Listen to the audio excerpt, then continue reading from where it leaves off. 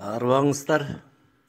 Ескерели эс тутумдун барында рубрикабыздан биз бул жолу Ат Башы районундагы мурдагы пограничник азыркы Казыбек айылынын сакалдууларынын, согуштун ардагерлеринин сүрөтү менен тааныштырмакчыбыз. Алдыңыздардагы сүрөттө үстүңкү катарда солдон оңду көздөй Өскөнәлиев Абыл, менин атам. Андан кийин Бейшенбаев Мамбет, Алмакунов Курманалы,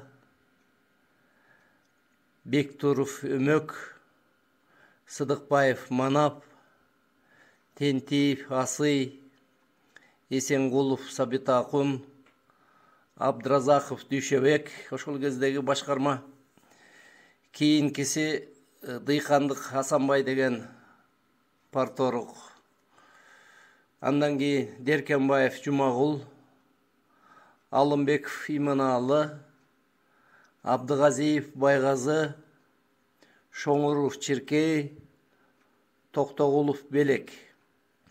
Алдыңкы катарда солдон оңду көздөй Кулетов Карагойчу, Касымбеков Шайлоо, Мамбетов Тентимиш, Бектуров Жапак, Нарбаев Үсөн, Акунов Таке, Солтоев Кожонияз, Койчиев Осмон, Жусупов Өмөр. Бул кишилер эмне деген залкарлар эле. Дээрлик бардыгынын үстүдө ортодо катарлаштырган шляпачан ошол учурдагы жаш башкарма Дүйшөбек Абдразаков жана жанындагы парторук жигит. Анан астыда оң тарабында четте отурган